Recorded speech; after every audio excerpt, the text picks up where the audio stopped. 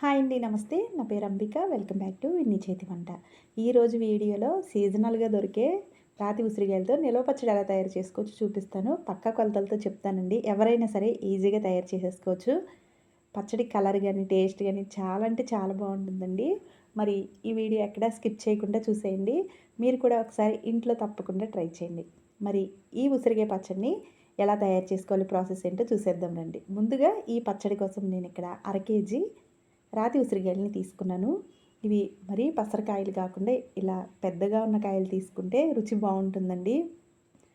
వీటిని శుభ్రంగా ఉప్పు నీళ్ళల్లో కడిగిన తర్వాత ఒక పొడి క్లాత్ తీసుకుని శుభ్రంగా తుడిచేసుకోవాలి. తుడిచిన తర్వాత ఒక ప్లేట్లో పెట్టి ఫ్యాన్ కింద కొద్దిసేపు ఆరబెడితే ఏమన్నా తడున్నా పోతుంది. తర్వాత ఉసిరికాయకి 4 వైపులా చాకుతో ఘాటు పెట్టేసుకుని ఒక ప్లేట్లోకి తీసుకోండి. ఈ పచ్చడి కోసం నేను ఇక్కడ 60 గ్రాముల చింతపండుని తీసుకున్నాను. పచ్చడి గుజ్జు కొంచెం ఎక్కువగా కావాలి అంటే ఇలా 60 గ్రాములు తీసుకోండి. లేదు అంటే 50 గ్రాములు అయితే సరిపోతుంది. ఈ చింతపండుని కడిగిన తర్వాత బాగా మరిగిన నీళ్ళని చింతపండు మునిగే వరకు పోసుకుని పక్కన పెట్టుకోండి. ఇప్పుడు స్టవ్ మీద ప్యాన్ పెట్టుకుని 1 టేబుల్ స్పూన్ ఆవాలు, అర టేబుల్ స్పూన్ మెంతులు వేసి బాగా దోరగా లో ఫ్లేమ్లో పెట్టుకుని వీటిని ఈ విధంగా వేయించేసుకోవాలి. మరి హైలో పెడితే మాడిపోతాయండి. లో ఫ్లేమ్లోనే పెట్టి వీటిని ఈ విధంగా దోరగా వేగిన తర్వాత మిక్సీ గిన్నెలో వేసుకుని పూర్తిగా చల్లారిన తర్వాత పొడి చేసుకోండి. ఇప్పుడు అదే ప్యాన్లోకి 250 గ్రాములు అంటే పావు కేజీ వేరుశనగ నూనె వేసుకుని మనం ముందుగా తుడిచిపెట్టుకున్న ఉసిరికాయలను వేసుకోవాలి. నూనె మరీ ఎక్కువగా వేడైతే ఉసిరికాయలు అనేవి పైన మాడిపోతాయండి. ఫ్లేమ్ని లోలో పెట్టేసుకుని నూనె మరీ ఎక్కువగా వేడైనప్పుడు కాకుండా కొంచెం వేడైన వెంటనే ఉసిరికాయలు వేసేసుకుని లో ఫ్లేమ్లోనే చక్కగా నిదానంగా వీటిని ఉడికించేసుకోవాలి. ఈ కలర్ వచ్చిన తర్వాత ఒక బౌల్లోకి తీసేసుకోవాలి. నిదానంగా వేగితేనే ఉసిరికాయ లోపలి వరకు చక్కగా మెత్తగా అవుతుంది. ఇలా ఈ విధంగా బౌల్లో వేసేసుకుని మిగిలిన ఉసిరికాయలను కూడా ఇదే విధంగా నూనెలో వేసుకుని వేపేసుకోవాలి. ఈ ఉసిరికాయలను కూడా త్వరగా వేగిన తర్వాత అదే బౌల్లోకి తీసేసుకోండి. ఇప్పుడు అదే నూనెలో పచ్చడికి తాలింపు అయితే వేసేసుకుందాం. ఒక 6 ఎండుమిరపకాయలని వేసుకుని ఈ ఎండుమిరపకాయలు మంచి కలర్ వచ్చే వరకు ఫ్రై చేసుకోవాలి. ఇవి ఎండుమిరపకాయలు అనేవి బాగా వేగితే పచ్చళ్ళు బాగుంటాయి.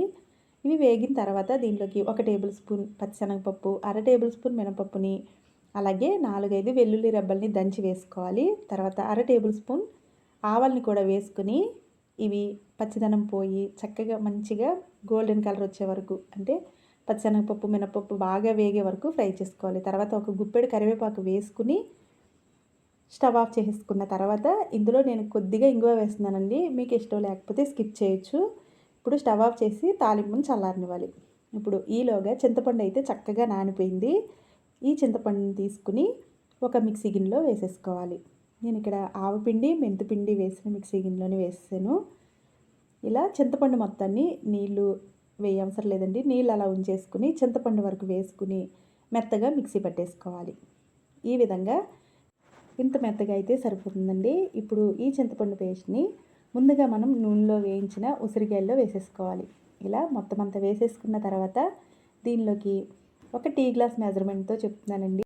అర కేజీ ఉసిరికాయలకి ఈ విధంగా టీ గ్లాసులో 3/4 వంతు సాల్ట్ వేస్తే సరిపోతుంది. కరెక్ట్గా సరిపోతుందండి. ఎక్కువ తక్కువ ఏమీ అవ్వదు. ఇలా వేసుకున్న తర్వాత దీనిలోకి అదే గ్లాస్తో నిండుగా పచ్చికారాన్ని వేసేసుకోవాలి.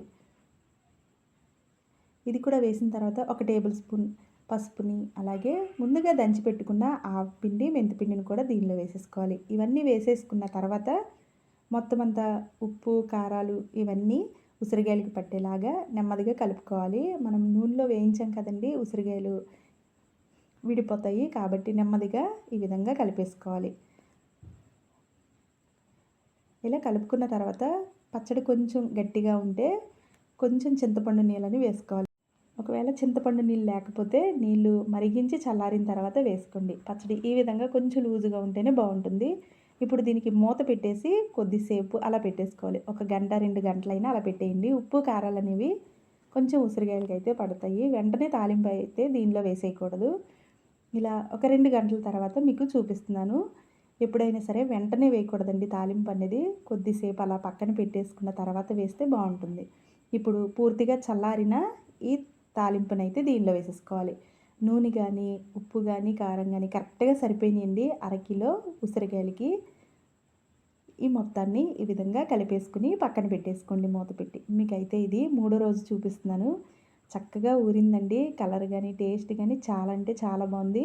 అరకిలో ఉసిరికాయలకి నేను చెప్పిన ఈ మెజర్‌మెంట్ ఫాలో అవుతూ మీరు కూడా తప్పకుండా ఇంట్లో ట్రై చేయండి. అంతేనండి, రాతి ఉసిరికాయ నిలవ పచ్చడి రెడీ అయిపోయింది. మీరు కూడా ఇంట్లో ఒకసారి తప్పకుండా ట్రై చేసి మీకెలా వచ్చిందో కింద కామెంట్ సెక్షన్‌లో కామెంట్ చేయండి. వీడియో నచ్చితే లైక్ చేసి మీ ఫ్రెండ్స్‌కి, రిలేటివ్స్‌కి షేర్ చేయండి. ఇలాంటి మరిన్ని వీడియోస్ కోసం మా ఛానల్‌ని సబ్స్క్రైబ్ చేసుకోండి. Thank you for watching.